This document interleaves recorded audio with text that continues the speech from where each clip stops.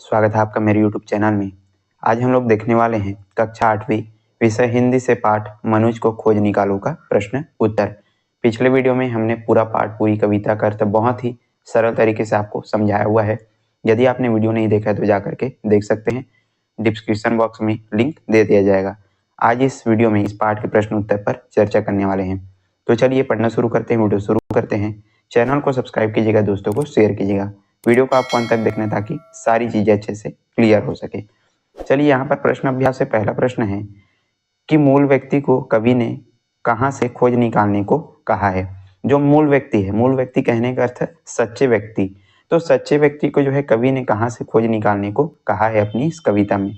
तो चलिए इसका उत्तर देखते हैं। उत्तर है मूल व्यक्ति को कवि ने विभिन्न वर्गों में बटे हुए मनुष्यों में से कवि सच्चे मनुष्य को खोजना जो है चाह रहा है। मतलब जो मनुष्य है वो अनेक अनेक वर्गों में बटा हुआ है और उन्हीं बटे हुए मनुष्यों में से जो कवि है वो सच्चे मनुष्य की जो है तलाश कर रहे हैं, सच्चे मनुष्य को खोज रहे हैं। कवि ऐसा मनुष्य चाहता है जो धर्म, जाति, देश, भाषा आदि के भेद से ऊपर उठे हो। तो कवि जो है उनमें से ऐसे मनुष्य को चाहते हैं जो धर्म, जाति, देश, भाषा, वेशभूषा आदि से ऊपर उठ चुके हों। कहने का अर्थ यह है कि जो व्यक्ति जो है सभी मनुष्यों से प्रेम करता हो, सभी को जो है समान भाव से देखता हो। तो कवि जो है ऐसे मनुष्य को जो है सच्चे मनुष्य कहते हैं और उन्हीं की वो जो है खोज कर रहे हैं। चलिए इस प्रकार आप इनका उत्तर लिखेंगे। प्रश्न 2 है, कवि ने मानव समाज में फैली किन किन विविधताओं का उल्लेख किया है। कवि जो है अपनी कविता में बहुत सारी जो विविधता है जो कि मानव समाज में फैली हुई है उनका हमको वर्णन किए हुए हैं, तो उन्हीं को आपको यहाँ पर उत्तर लिखना है। चलिए उत्तर है इसका, कवि ने मानव समाज में फैली जाति, धर्म, वेशभूषा, संस्कृति, सामाजिक रीति रिवाज आदि विविधताओं का उल्लेख किया है। बहुत ही छोटा इसका उत्तर है। चलिए समझते हैं इसको। कवि ने जो है जाति, धर्म, वेशभूषा, अलग अलग जाति, अलग अलग धर्म के लोग यहाँ पर निवास करते हैं, अलग अलग वेशभूषा है, सबकी अलग अलग क्या है संस्कृति है। तो इन्हीं सारी विविधताओं का जो उल्लेख है कवि अपनी कविता में किए हुए हैं और इस प्रकार आप इनका उत्तर लिखेंगे। प्रश्न 3 है, मूल व्यक्ति से कवि का क्या तात्पर्य है। मतलब मूल व्यक्ति कहने का अर्थ क्या है, क्या तात्पर्य है, क्या आशय है कवि का, ये आपको बताने हैं। चलिए इसका उत्तर देखते हैं। उत्तर है मूल व्यक्ति से कवि का तात्पर्य ऐसे व्यक्ति से है जिसके अंदर मानवता की भावना भरी हो। तो जो व्यक्ति सच्चा है, जिसके अंदर मानवता की भावना भरी हो, तो ऐसे व्यक्तियों को जो है मूल व्यक्ति कवि यहाँ पर कहते हैं। वह मनुष्य धर्म, जाति, देश, भाषा आदि के भेद को भूलकर सभी से प्रेम करे, वह सभी को समान भाव से देखे। मतलब ऐसा व्यक्ति जो कि भेदभाव, जाति, रीति रिवाज, धर्म, जाति, देश, भाषा, वेशभूषा इन सारी चीजों से ऊपर उठ चुका हो। मतलब वो जो है सारे लोगों से प्रेम करे, सारे लोगों में जो है समान भाव से देखे। तो ऐसे व्यक्ति को जो है कवि मूल व्यक्ति कहते हैं और जिसके अंदर जो है मानवता की भावना भी भरी हो, तो ऐसे व्यक्ति को जो है मूल व्यक्ति यहाँ पर कवि कह रहे हैं। फिर चौथा प्रश्न यहाँ पर है, आज समाज में व्यक्ति के बीच किस प्रकार के भेद उत्पन्न हो गए हैं।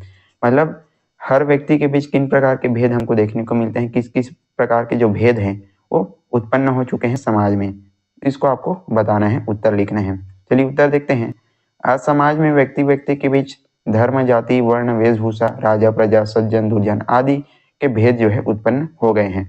अलग अलग धर्म, अलग अलग जाति, अलग अलग वेशभूषा, सज्जन, दुर्जन, ये सारी जो चीजें हैं वो आज के समाज में विद्यमान हैं और ये सारे जो भेद हैं वो आज समाज में उत्पन्न हो गए हैं। इस प्रकार आप इनका उत्तर लिखेंगे। चलिए पांचवा प्रश्न है, इस कविता में कवि ने खंड मनुज का प्रयोग किया है, इससे आप क्या समझते हैं। खंड मनुज यानी कि अलग अलग टुकड़ों में बटे हुए मनुज को बोला गया है खंड मनुज।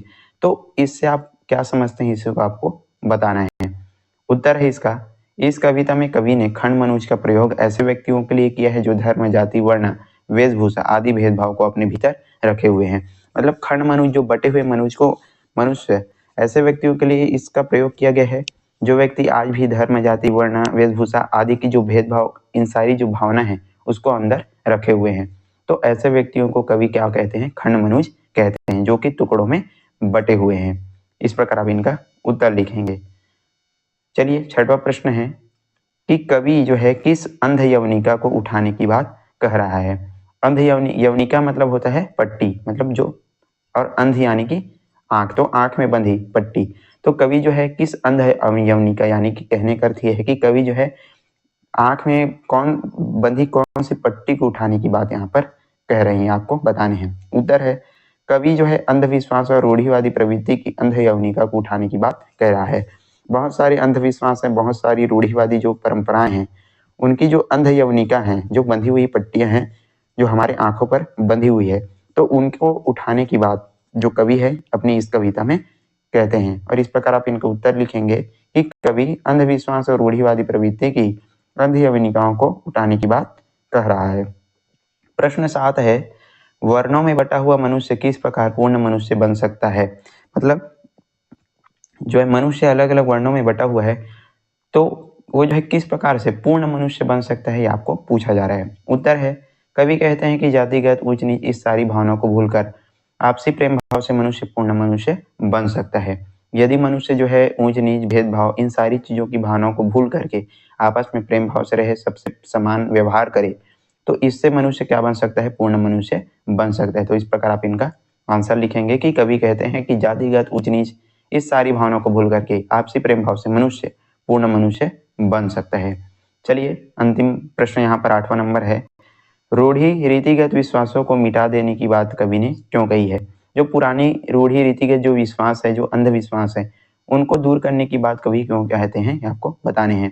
उत्तर है इसका रूढ़ी रीतिगत विश्वासों के कारण लोगों में भेदभाव जो है पैदा होते हैं।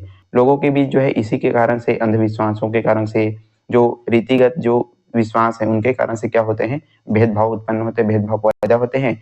और इससे क्या होता है, समाज की एकता शांति भी खराब होती है। इसलिए सभी इन सारी चीजों को जो है हमको मिटाना है और सबसे जो है मिलजुल करके हमको रहना है, सबसे जो है समान भाव से व्यवहार करना है, प्रेमपूर्ण व्यवहार करना है।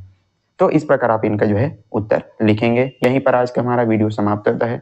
वीडियो पसंद आया तो लाइक कीजिएगा, ज़्यादा से ज़्यादा शेयर करने हैं और चैनल पर नए हैं तो जरूर सब्सक्राइब कर दीजिएगा।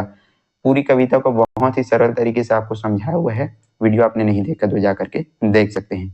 चलिए आज के लिए बस इतना ही, मिलते हैं इसी प्रकार के न्यू वीडियोस के साथ, तब तक के लिए पढ़ते रहिएगा।